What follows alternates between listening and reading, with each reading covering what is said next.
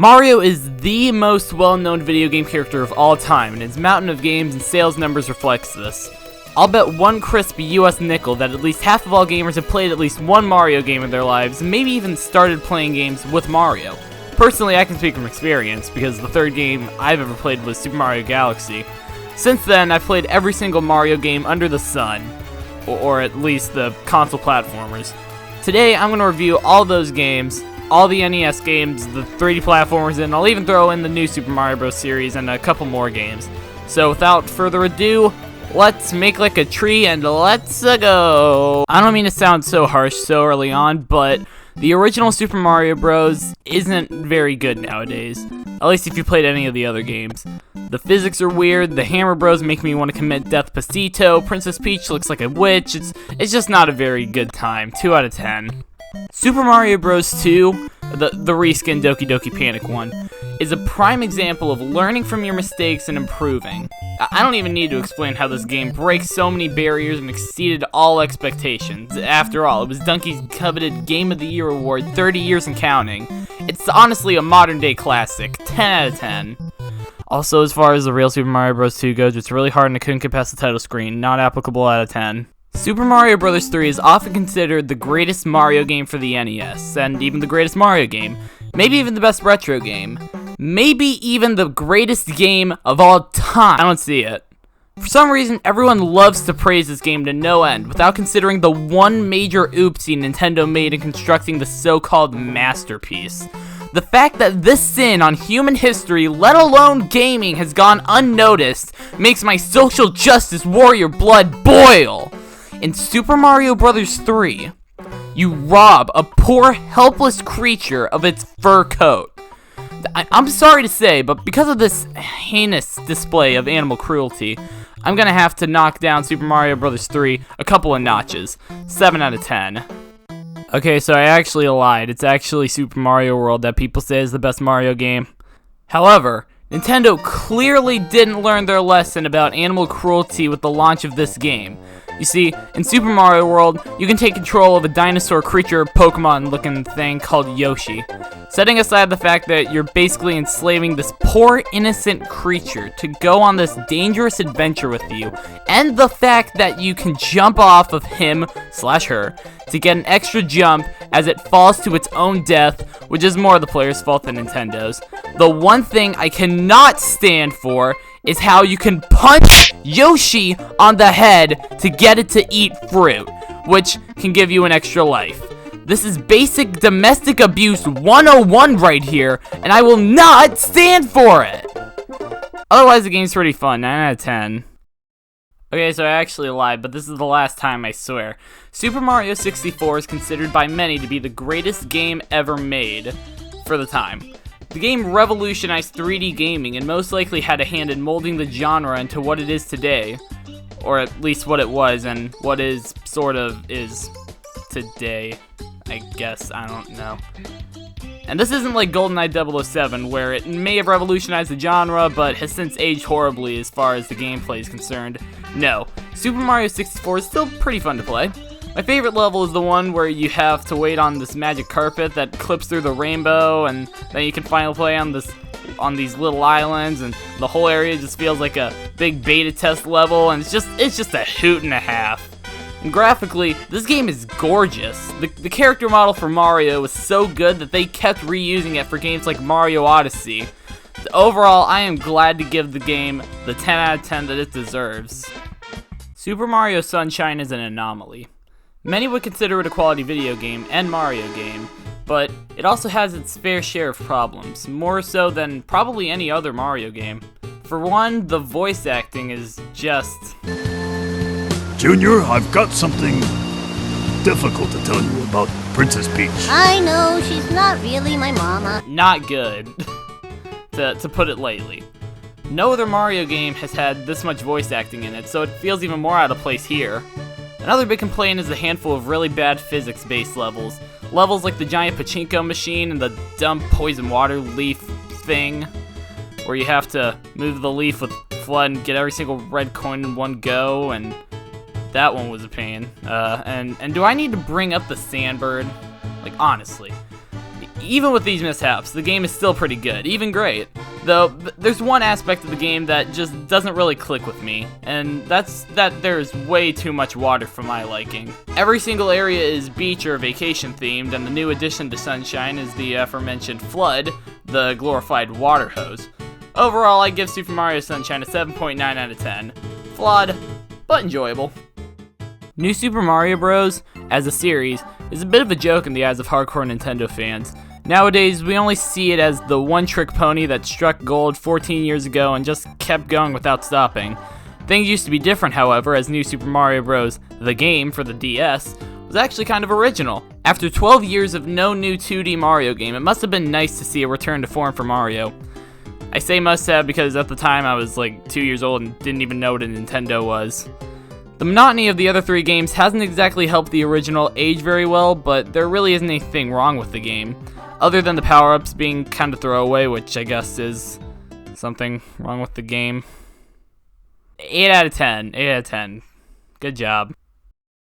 Super Mario Galaxy. This might be the greatest game that I've ever played. Seriously.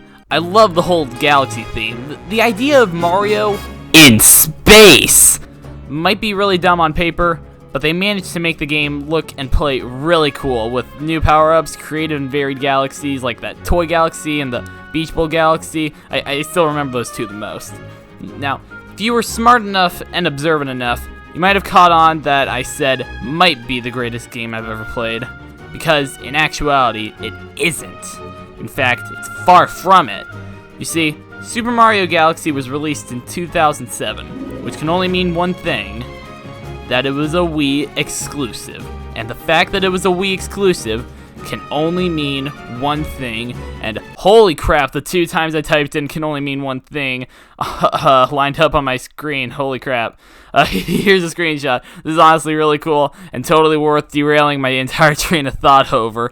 I mean, it was supposed to be like this one stupid joke, but like, this is next level, and I'll stop talking about it now, sorry. Anyway, Super Mario Galaxy has motion controls, and that's what I was getting at. That's right, every time you want to spin, you need to shake the Wii remote. This is just a key example of how Nintendo absolutely needed to add a gimmicky gimmick into their already quality game. I know it isn't that big of a deal, but I will not stand for it, Nintendo. 4 out of 10. New Super Mario Bros. Wii started to bungee jump into the unoriginality abyss, because that's a thing and it totally exists. But I'd personally say that there was enough added to make the game fun and enjoyable still. The game definitely looks better with the higher resolution. The multiplayer can be a bit chaotic with more than 2 players, but it's still manageable. And there's also the multiplayer modes outside of the main game. The power-ups are a huge improvement over the original. The propeller mushroom is pretty cool, the penguin suit is really cool, even if it makes the ice flower obsolete. And thank God they added the mushroom. That's a personal favorite of mine. All in all, it's another quality game that I'd say is even on par with the DS game, so with that said, 3 out of 10.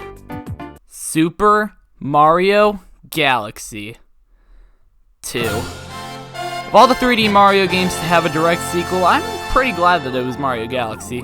There's so much potential with a game like Mario Galaxy. Like, I bet they could probably make at least 4 games like Mario Galaxy. Back in the day, everyone was always complaining about how Nintendo had no idea what DLC was or how to properly integrate it into their games. But they seem to forget that Super Mario Galaxy 2 is basically a game-sized DLC pack of levels. That doesn't mean that all that's in this game is levels. You got the obvious stuff like levels, power-ups, a new hub world manned by this guy. He kind of looks like a grape-flavored marshmallow. But out of all the things they brought to the table with Galaxy 2, the one thing that stands out among the rest is Yoshi. You can ride him around the levels, he has his own abilities and power-ups, and you don't domestically abuse him. That means Nintendo's learning. That's what people in the business call a triple something, or whatever, I forget. I don't even care if there are still motion controls, because Yoshi's presence makes up for everything. 10 out of 10. Super Mario 3D Land, at the time, was really cool. It was the first portable 3D Mario game that wasn't a remake with a butcher control system. I still remember asking my parents for a 3DS just so I could play Super Mario 3D Land, but they told me I needed money or whatever, so I had to wait until the XL models came out to finally get the 3DS and a copy of the game. And I can safely say that the game sufficed. It was pretty good. Definitely not the greatest Mario game because it's not Super Mario Bros. 2, but it's still fun, if a bit easy, which is a theme for Mario games that started around the time of Galaxy. 8 out of 10. New Super Mario Bros. 2 was the game in the series that made people go, the game is boring, feel like old garbage, game doesn't have Yoshi, clearly underdeveloped game, and lack of pushing the boundaries. Nintendo, what are you doing? Just want to point out, this comment was made 6 years after the game came out, which means that Odyssey already came out. So yeah, this was the point where New Super Mario Bros. Stopped being so new. This is especially apparent since, at the time, the original DS game is over 5 years old, which is like an entire console lifespan, give or take a few consoles, whatever. Anyway, despite all the underwhelmed consumers and what they think, I still appreciate the game's implementation of coins, and the goal to reach 1 million coins, even if it doesn't add up to anything and the coins are useless. Because it reminds me of myself and my unhealthy, greedy nature. By the way, make sure to hit that like button and hit the subscribe button, and also tell your friends and their friends and maybe even their friends about this video. Please, please, please, please, please, please, please! I have no excuse for New Mario U. Yeah, now it's getting boring. It's still a good game, but the dumb acorn power-up can't save it from being one of the blandest games ever made, especially compared to the rest of the series. 6 out of 10. Super Mario 3D World is a great example of a game that may have been overhyped at launch, and has since then been looked at more critically, now that we have things like Super Mario Odyssey to compare it to. Instead of a big new 3D platformer collectathon game, we got a 3D remake of Super Mario World and Super Mario Bros. 2 in the vein of 3D Land for the Wii U. As in, it's a linear 3D Mario game. It's still a fun game, just a shame that the Wii U didn't get a traditional 3D platformer.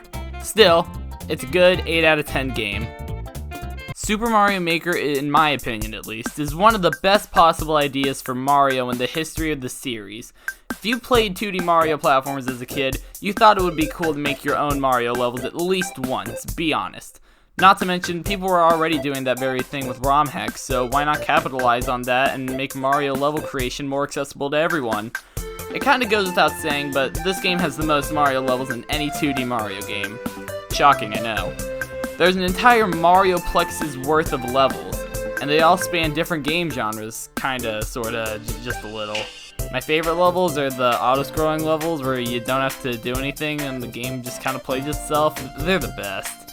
Also Pit of Panga. It's a bit on the easy side, but still pretty fun. It's just a shame that this game has some of the most wasted potential in any video game I've ever seen. You see, you can actually choose from 4 different level aesthetics based on 4 past Mario games, and they even have different things like power-ups and abilities. The one big problem I have with this feature is that the games they chose were literally the worst Mario games. They have the original game, which makes sense because it was the first game, even if it is still pretty bad, as well as Super Mario Bros. 3, Super Mario World, and New Super Mario Bros. U. They didn't even bring back Super Mario Bros. 2. They just completely ignored it. So, for those reasons, I'm gonna have to give this game a 3 out of 10. I hate to do it, but this is just some of the most missed potential I've ever seen in a game. It's just... yeah. Okay, here's the one that you've probably all been waiting for. Super Mario Odyssey is the grand return to the 3D Mario action we had been missing since Galaxy 2 7 years ago at the time. And it delivers for the most part. All the new areas are all really fun to explore, especially New Donk City and that one secret area in the post-game that I won't spoil, even though you've probably already seen it if you haven't already played the game yet. The addition of Cappy makes it possible to do so many really cool and seamless combos of mid-air movements. For example, you can triple jump, throw Cappy, leap, jump on Cappy again, do a triple backflip in mid-air, default dance in mid-air, leap, then stick the landing. The costumes are a nice addition too. You can play as regular Mario, but you can also be a caveman, a mobster, an illegal immigrant, transgender. The possibilities are honestly endless. Despite all these really cool things in the game, I think there are 2 things that could really have been improved on. First things first, there's the amount of moons. Generally in 3D Mario games, the number of collectibles ranges from 120 to 242. In Super Mario Odyssey, you can get about 999 moons. To put it bluntly, I just wish there were more. Hopefully if we get a sequel, they'll add at least 10,000 moons. The other thing is the ability to possess the enemy's minds and explore their palaces and steal their treasures and change their hearts and use their abilities. This whole system reminds me of The Exorcist, which is the scariest / funniest movie I've ever seen. The whole game practically gives me Vietnam flashbacks to the time that I watched the movie for the first time when I was 7 months old, and it kinda ruins the experience for me. That doesn't mean I won't commend Super Mario Odyssey for being an amazing 3D platformer in a time when we really don't have as many high quality games in the genre as we used to get, and I'm giving this one a 10 out of 10. So overall, the Mario franchise, while seeing its ups and downs, is still a quality video game series that will continue to thrive after the 30+ years of its existence. You definitely can't deny that these games are classics that molded the gamers of today, and these games will continue to entertain and even inspire gamers for years to come. It's just a matter of time before we hear about the next big game. I've heard plenty of people say that they want Galaxy 3 or Sunshine 2, even Odyssey 2, which to me seems the most likely, assuming Nintendo doesn't try to make a whole new game with new mechanics and themes. Oh wait! How could I forget? Just a few weeks ago, we got new Super Mario Bros. U Deluxe for the Switch. This game improved so many things about the Wii U version, the big one being that you can finally play as the long-awaited character Bowsette.